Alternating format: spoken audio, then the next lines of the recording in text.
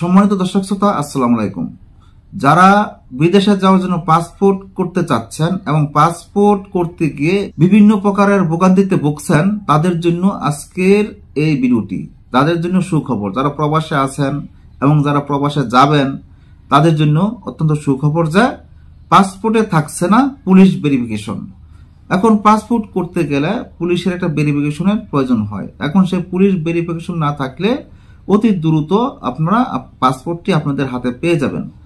এখন police verification দিলে দেখা যাচ্ছে একটা পুলিশ যদি মাঠে যায়, যার পাসপোর্ট তার বাড়িতে যায়, বিভিন্ন মানুষকে জিজ্ঞাসাবাদ করে যে এই লোকটি কেমন, এই ছেলেটা ভালো না মন্দ, এমন ধরনের জিজ্ঞাসাবাদ করে। জিজ্ঞাসাবাদের ফলে এখানে পুলিশ আসলে তাকে 500 থেকে 1000 টাকা, এটা কোনো নথিপত্র ছাড়াই দেওয়া হয়। এটা কিন্তু পাসপোর্টের আন্ডারে কোনো টাকা না, এটা পুলিশকে খুশি করার জন্য দেওয়া হয়। এখন সেই টাকাটা আর সাধারণ জনগণের লাগছে না। একটা ছেলে যদি ভালো হয় তারপরও এটা দিতে হয়। একটা পাসপোর্ট করতে গিয়ে অনেক ধরনের ভোগান্তিতে ভুগতে হয়। এখন সেই ভোগান্তিটা থাকবে না, অতি দ্রুত পাসপোর্ট হাতে পাবেন। প্রবাসীরা পাসপোর্ট করতে গিয়ে, যারা বিদেশে যাবেন, এই পাসপোর্ট করতে গিয়েই অনেক সময় ঘুরতে হয়, গ্রন্থের মধ্যে পড়তে হয়। এখন এই পাসপোর্টটা করতে গেলে কোনো পুলিশ ভেরিফিকেশন ছাড়াই আপনারা পাসপোর্টটি হাতে পেয়ে যাবেন, এমন একটি সিদ্ধান্ত নিয়েছেন এবারের সরকার।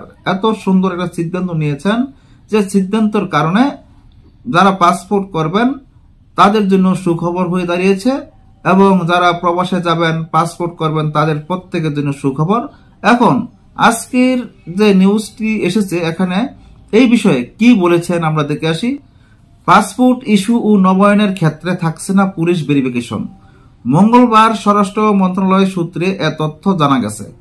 এর আগে পাসপোর্টের জটিলতা নিরসনের লক্ষ্যে আজ সকালে সচিবালয়ে স্বরাষ্ট্র মন্ত্রণালয়ের জ্যেষ্ঠ সচিব ডক্টর নাসিমুল গনির সভাপতিত্বে একটি সভা অনুষ্ঠিত হয়। পাসপোর্টের ক্ষেত্রে জাতীয় পরিচয়পত্র ও জন্ম নিবন্ধন পাসপোর্ট ইস্যুর মূল ভিত্তি ধরা হয়। এ দুটি সঠিক থাকলে পাসপোর্ট দেওয়ার ক্ষেত্রে কোনো বাধা থাকার কথা নয়। উপদেষ্টা পরিষদের সভায় এমন মতামত উঠে আসার পরই এ নিয়ে কাজ শুরু করে স্বরাষ্ট্র মন্ত্রণালয়ের সুরক্ষা সেবা বিভাগ। নাম প্রকাশের অনিচ্ছুক এক কর্মকর্তা জানান, এ বিষয়ে সবাই অনেকটা এগিয়ে গেছে। পরবর্তীতে আরেকটি সভা অনুষ্ঠিত হওয়ার কথা রয়েছে।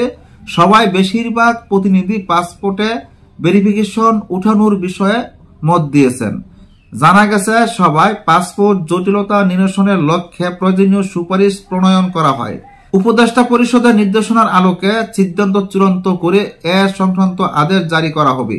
সভায় প্রধান উপদেষ্টার কার্যালয়, আইন বিচার সংসদ বিষয়ক মন্ত্রণালয়, প্রবাসী কল্যাণ ও বৈদেশিক কর্মসংস্থান মন্ত্রণালয়, পুলিশের বিশেষ শাখা সহ অন্যান্য বিভাগের প্রতিনিধিরা উপস্থিত ছিলেন। সম্মানিত দর্শকরা, এখন যদি পাসপোর্টের পুলিশ ভেরিফিকেশন না থাকে, এতে কি ভালো হবে না খারাপ হবে? এখন পাসপোর্টটা অতি দ্রুত হাতে পাওয়ার জন্য এই সিদ্ধান্ত নিয়েছেন, এমনটাই বোঝানো হয়েছে।